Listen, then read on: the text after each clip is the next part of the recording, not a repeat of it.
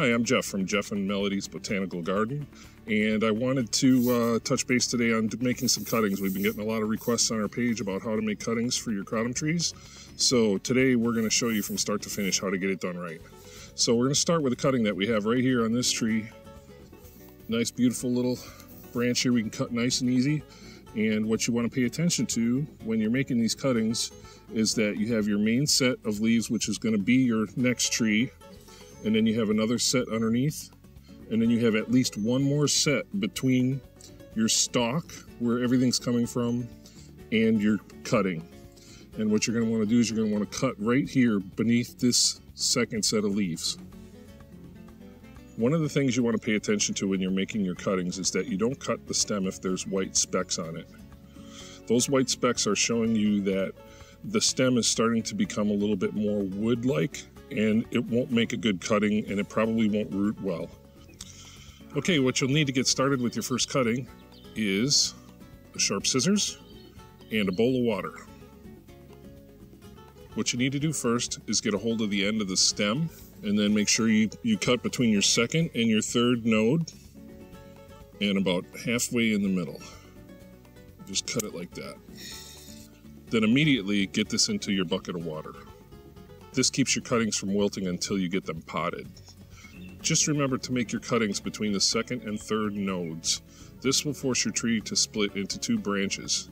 It will make your tree a lot bushier, and you'll have more yield the next time your cuttings are available. If you don't have 3 nodes on your branch before you cut it, it will turn out like this.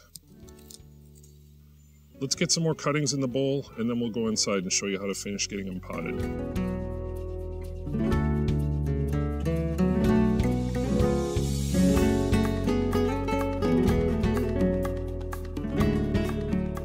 Okay, let's get started getting these cuttings potted. The first thing you're going to need is a sharp razor blade. This is really important. We'll talk more about that in a few minutes. The next thing you need is a bunch of solo cups for however many cuttings that you have.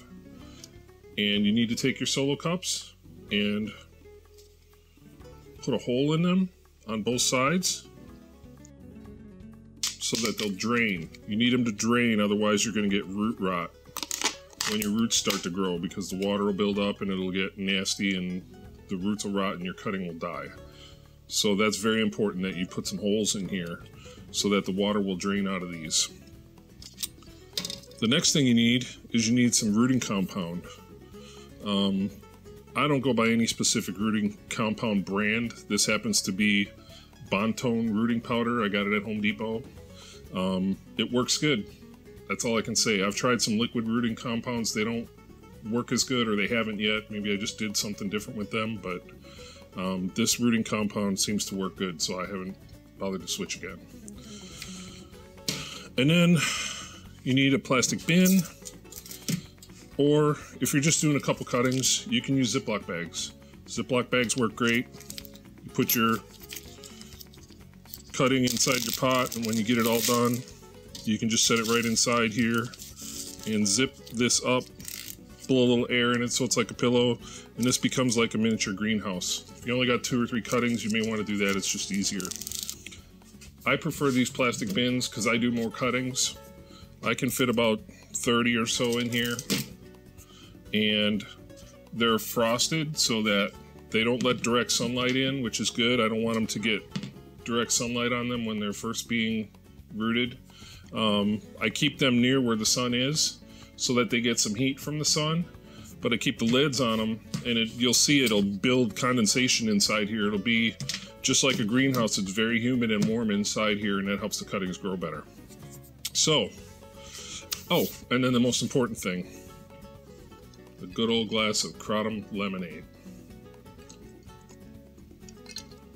Next, you're going to want to take your rooting compound and put it in this little white bowl. I've already got some in here, but we'll put a little more in.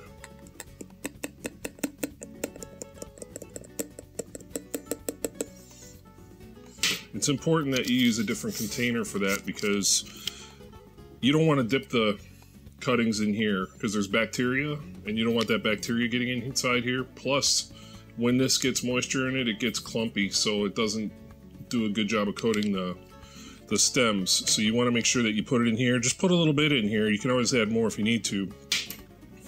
And then just dip your stems in there. I've got some cups ready already full of perlite.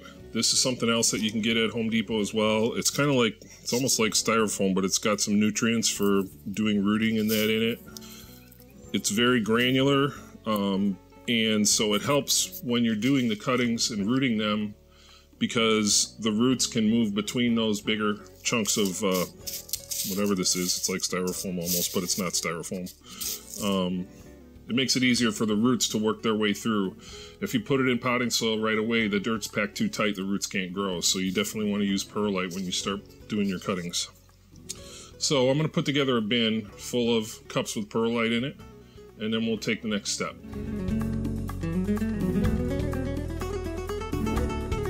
Okay, now that we have our bin full of cups with perlite in, let's take them outside and get them watered down.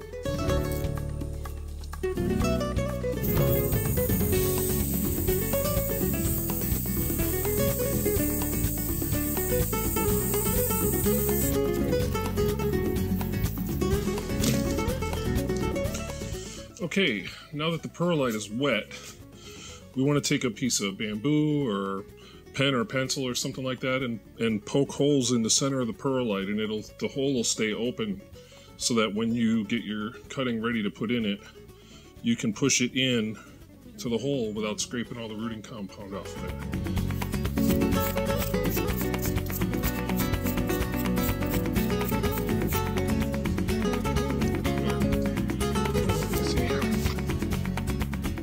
Peach has decided to visit. Look at how beautiful she is. She should be starring in this video, not my ugly mug. Look at that beautiful face. Oh. Now we're going to take your cutting, and the first thing you want to do is you want to pop these two leaves off. So you're going to just take them and snap them back like that, and they pop right off. Take both pieces off. If they don't come right off, you can cut them off with a razor blade, or you can just take your fingernail and pop them off like that. And then you want to pull these off as well. Set those off to the side. And remember, all this leaf right here that you're popping off, you can dry that, or you can eat it right now. You can dry it and make tea with it later. So don't throw them out, they're useful. That's the whole point of growing these plants. So now what you're going to do is you're going to grab your super sharp razor blade, and you're going to cut this at a 45-degree angle. You want to stay below this, because these spots and where you cut it will all be where it's going to start rooting first. It'll root right out of the side of this as well, but those parts are where all the root nutrients and stuff are going to get absorbed. So I just set it down, and I slice my razor blade through it push it through it like that, so you got a nice, super clean cut. And then you take your rooting compound, just dip it around in that, and then you go from there right over here, and you stick it in your little, get the camera right, put that right in there, and just push around it a little bit, and there's your first one. And go back over here and do the same thing all over again. One more thing I wanted to say about cutting these. The reason you need a really sharp razor blade is because these stems have like veins in them, the way I understand it, and that's what absorbs the nutrients. So if you cut this with a scissors like we did before, it collapses all those vessels, so the nutrients can't get in as well. So you want a really sharp razor blade, and you want to really just slice through it nice and clean. And don't crush it, just slice it real nice and clean, so that all those little veins stay open and they absorb the nutrients, and your plant will root better.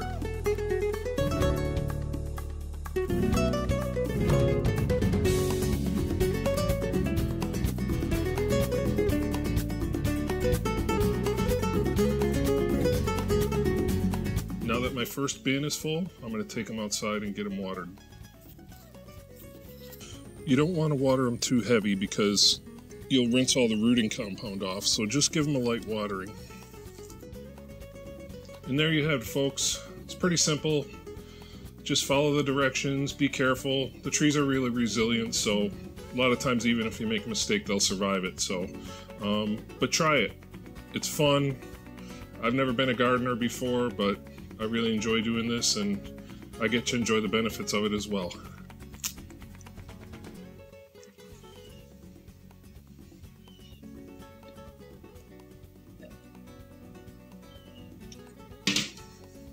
Again, this is Jeff from Jeff and Melody's Botanical Gardens Facebook page. If you got any questions, please post them in the comments below, and I'll leave some links to the things that I showed you so that you can find them easier. All right, good luck growing. We'll talk to you soon.